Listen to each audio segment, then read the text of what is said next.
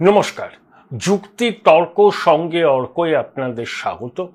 আপনাদের সঙ্গে আমি অর্কপ্রভ সরকার। ঝুলি থেকে বেড়ালটা বের হয়ে গেল। আসলে কেন্দ্রীয় স্বরাষ্ট্রমন্ত্রী অমিত শাহের মন্ত্রক সেটা বার করে দিল।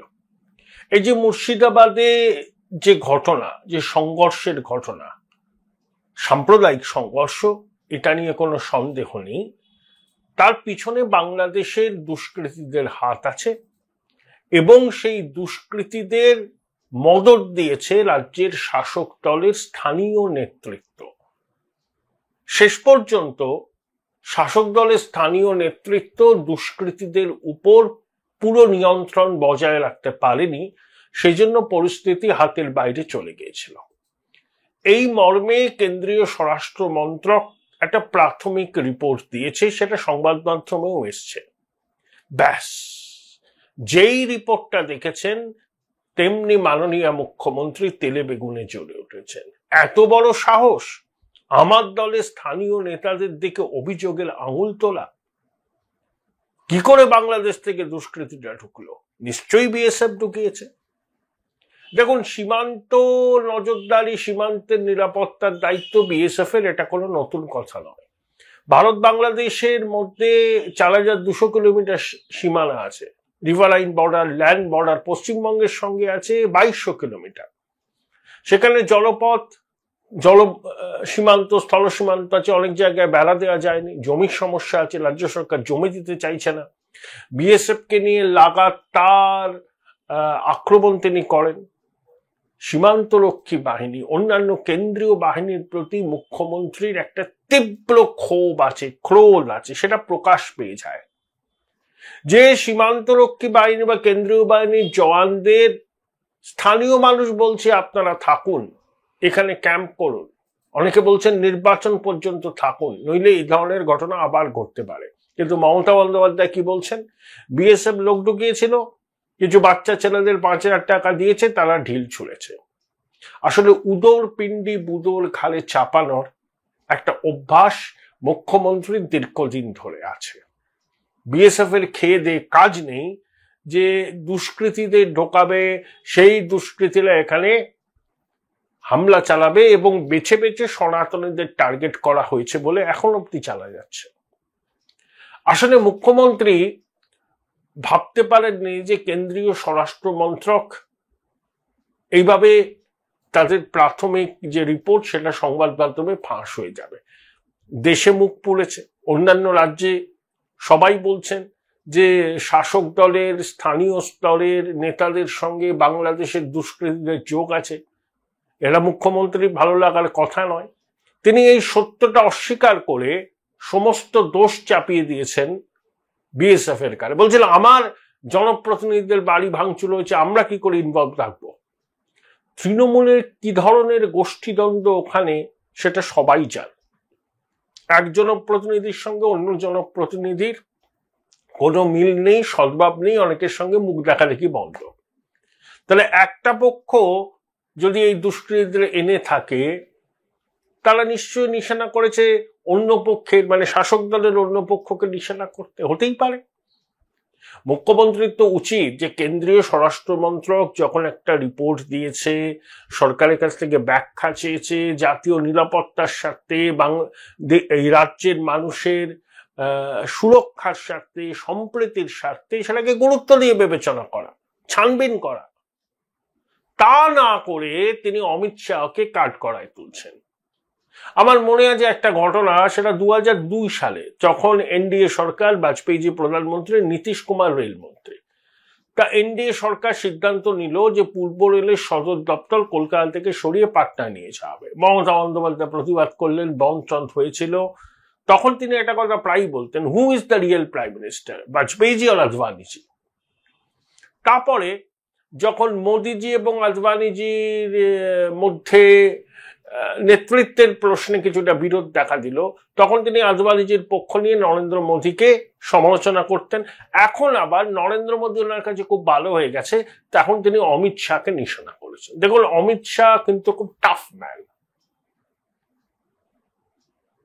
এবং এই ধরনের প্রশাসককে মুখ্যমন্ত্রী কখনোই যে পছন্দ করবেন না সেটা দিনের আলোর মতো স্পষ্ট, কারণ ভান্ডা ফোর হয়ে যাচ্ছে না। ঘাবড়ে গেছেন যে তার দলের জনপ্রতিনিধিদের আক্রান্ত হতে হয়েছে, তাদের বাড়িঘর ভাঙচুর করা হয়েছে, এবং মুর্শিদাবাদের এই সংঘর্ষ সারা ভারতবর্ষের সংবাদ মাধ্যম খুব বড় করে দেখাচ্ছে। তার মধ্যে স্বরাষ্ট্র মন্ত্রকের প্রাথমিক রিপোর্ট, হ্যাঁ বাংলাদেশের দুষ্কৃতীরা ছিল এবং তাদেরকে স্থানীয় স্তরে সহযোগিতা করেছে শাসক দলের স্থানীয় নেতারা।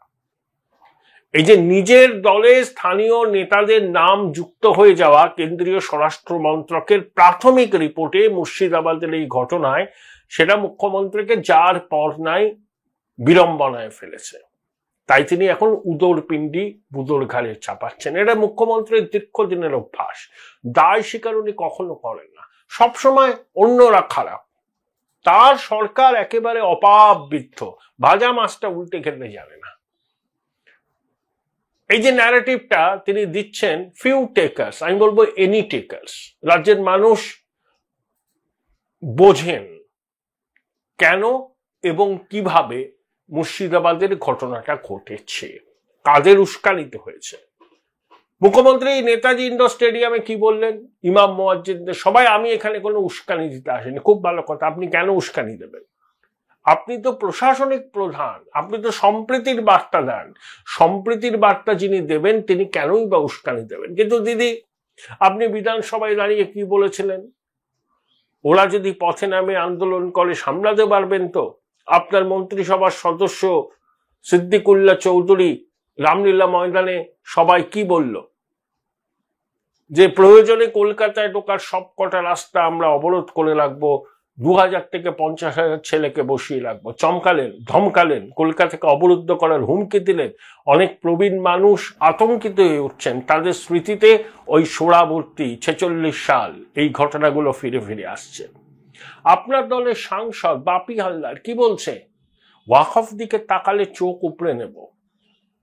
দুলিয়ান পুরসভার চেয়ারম্যান কি বলছেন, অ্যালাং এর জাং সিনেমাকে উল্লেখ করে তিনি বলছেন ধর্মযুদ্ধে নামতে হবে। উস্কানি তো দিয়েছেন না, ব্যবস্থা নিয়েছেন? আপনার দলের কোন মুখপাত্র এদের বক্তব্যের নিন্দা করেছেন, বলেছেন যে এদের বক্তব্যকে আমরা সমর্থন করি না, আমরা কারণ জানতে চাইব কেন, কোন প্রেক্ষিতে এই কথাগুলো বলেছেন? একটা শব্দ উচ্চারণ করেননি। আপনার পুলিশ বিজেপির আইটি সেলের বিরুদ্ধে ব্যবস্থা নিচ্ছে, সুকান্ত মজুমদারের বিরুদ্ধে থানায় থানায় এফআইআর করা হচ্ছে, নাকি সুকান্ত বাবু সাম্প্রদায়িক সম্প্রীতি নষ্ট করেছেন। তর্কের খাতিরে মেনে নিলাম সুকান্ত বাবুর বক্তব্য গ্রহণযোগ্য নয়, ঠিক আছে আপনি করেছেন। বিজেপির আইটি সেল ভুয়ো ছবি পোস্ট করেছে, ঠিক আছে, পুলিশ মনে করেছে ব্যবস্থা নিচ্ছে, আপত্তি নেই, সম্প্রীতি রক্ষা হোক, এটা আমরা সবাই চাই। তাতে উস্কানি যারা দেবেন তাদের বিরুদ্ধে নিশ্চয়ই আইনানুগ ব্যবস্থা নেবে। কিন্তু আপনার মন্ত্রিসভার সদস্য খাস কলকাতার বুকে দাঁড়িয়ে যেভাবে উস্কানি দিলেন, যেভাবে হুমকি দিলেন, আপনার প্রশাসন তো কোনো ব্যবস্থা নিল না দিদিমণি। বরঞ্চ সিদ্দিকুল্লাহ মঞ্চে দাঁড়িয়ে বললেন যে মুখ্যমন্ত্রীর অফিস থেকে ফোন এসেছিল, সভা সফল হওয়ার জন্য তিনি অভিনন্দন জানিয়েছেন। অর্থাৎ সিদ্দিকুল্লাহ যে বক্তব্যগুলো বললেন, একই সঙ্গে জানালেন সিএমও অফিস থেকে ফোন এলো। অর্থাৎ সিদ্দিকুল্লাহ এই ধরনের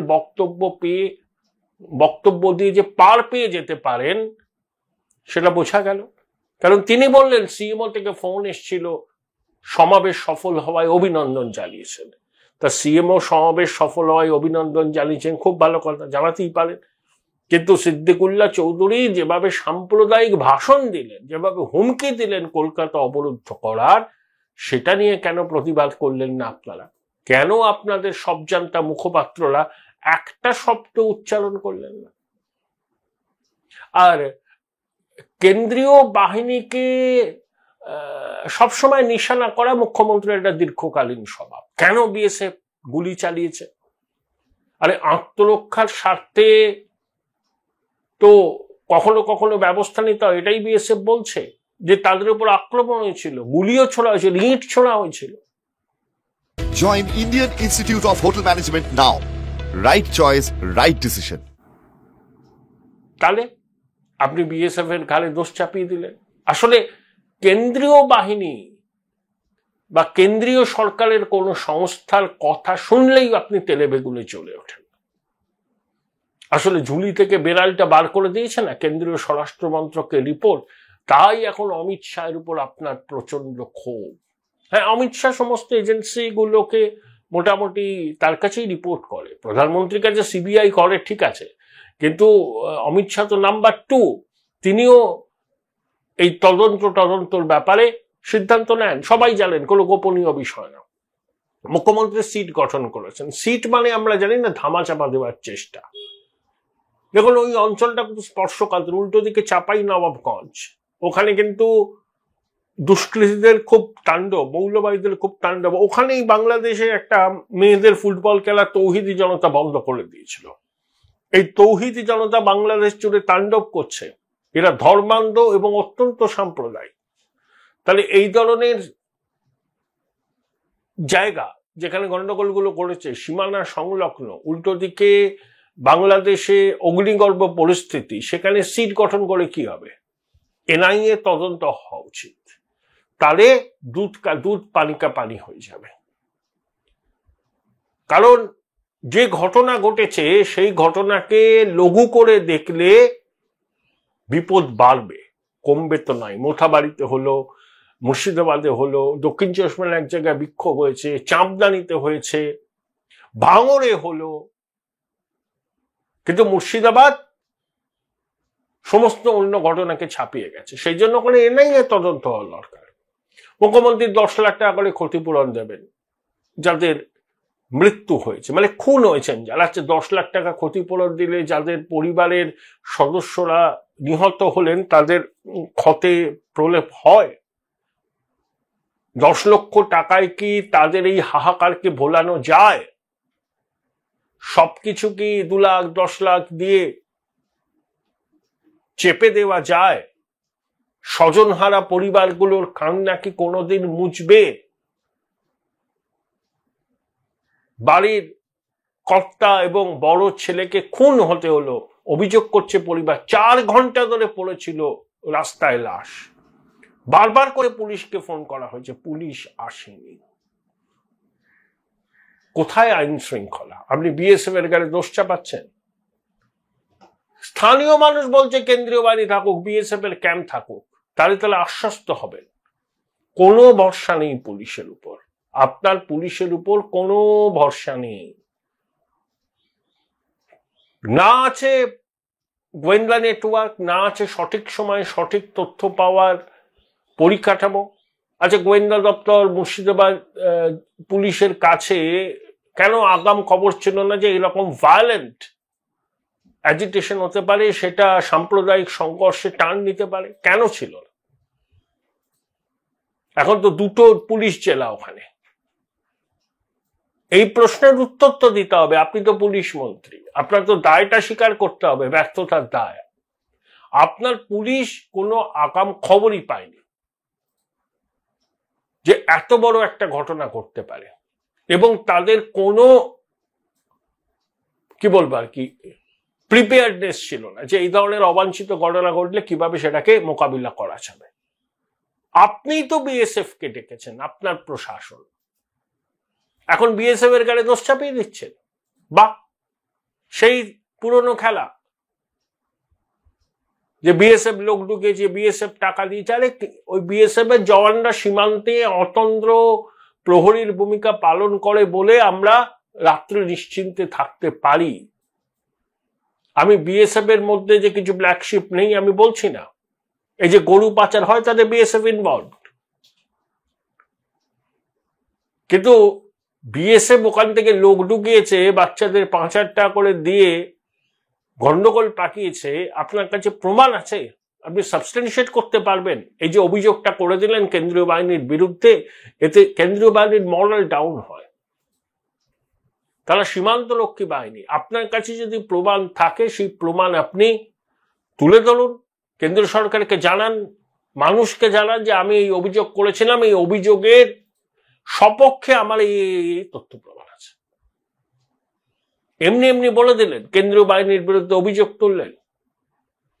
আসলে স্বরাষ্ট্রমন্ত্রী তার স্বরাষ্ট্র মন্ত্রকের প্রাথমিক রিপোর্টে তৃণমূলের স্থানীয় নেতাদের ভূমিকাটাকে প্রশ্নচিহ্নের মধ্যে রাখা হয়েছে। ব্যাস, মমতা বুঝেছেন যে এ তো সবে কলির সন্ধে, এবার তো কেঁচো করতে কেউটে বেরোবে, এবার তো এনআইএ আসবে, অন্য আসবে, অনেকে গ্রেপ্তার হবেন, আরো কত কিনা বেরিয়ে পড়ে। তাই তিনি পাল্টা আক্রমণের রাস্তায় নেমে স্বরাষ্ট্রমন্ত্রী এবং বিএসএফ কে নিশানা করছেন। এখন তার কাছে মোদিজি ভালো হয়ে গেছেন, অমিত শাহ ভিলেন হয়ে গেছেন, আবার কিছুদিন বাদে বলবেন অমিত শাহ ভালো, যোগী খারাপ। ওনার এই ছক যারা বাংলার রাজনীতি সম্পর্কে ওয়াকিবহল তারা জানেন। দেখুন, ওই যাদের পরিবার সদস্য খুন হয়েছেন তারা ক্ষতিপূরণ নেননি, আমি এই সিদ্ধান্তকে সমর্থন করি। 10 লাখ টাকা ক্ষতিপূরণে তাদের জীবন থেকে যা হারালো, তারা যা হারালেন তা কি ফেরত পাওয়া যাবে? অপূরণীয় ক্ষতি। এই যে ক্ষতিপূরণ দিয়ে চাপা দেওয়ার এই যে তৃণমূলের কৌশল, এটা সবসময় কাজে লাগে না দিদি। আপনি একটু ইন্ট্রোস্পেক্ট করুন, আর সিদ্দিকুল্লাহ চৌধুরীর মতো যারা উস্কানি দিচ্ছে তাদের বিরুদ্ধে ব্যবস্থা নিন, তাহলে বুঝবো আপনি রাজধর্ম পালন করছেন। না হলে এটাই প্রমাণিত হবে যে আপনি পুরো বিষয়টা ধামাচাপা দিচ্ছেন, ঝুলি থেকে বেড়াল বেরিয়ে পড়েছে, তাই মরিয়া হয়ে আপনি এখন কেন্দ্রীয় স্বরাষ্ট্রমন্ত্রীকে কাঠগড়ায় তুলছেন। এই খেলা সফল হবে না দিদি। মুর্শিদাবাদের মানুষ জানেন কারা যুক্ত, কাদের মদতে এটা হয়েছে, দুষ্কৃতীদের কারা মদত দিয়েছে। মুর্শিদাবাদের সাধারণ মানুষ জানেন, আপনিও জানেন, কিন্তু আপনি সত্যটা স্বীকার করতে চাইছেন না ভোটের কারণে। এটাই হচ্ছে বাস্তব। এই আবহেই আমাদের প্রধানমন্ত্রী নরেন্দ্র মোদী পশ্চিমবঙ্গে আসছেন, সম্ভবত নদিয়া জেলায় প্রশাসনিক সভা করবেন, জনসভাও করবেন। তাহলে পশ্চিমবঙ্গে নির্বাচনী প্রচারের বিগল বাজিয়ে দিয়েছেন বিজেপির কেন্দ্রীয় নেতারা। নরেন্দ্র মোদীর এই সফরের মধ্যে দিয়ে পশ্চিমবঙ্গে বিধানসভা নির্বাচনের আনুষ্ঠানিক প্রচারের সূচনা করবে ভারতীয় জনতা পার্টি।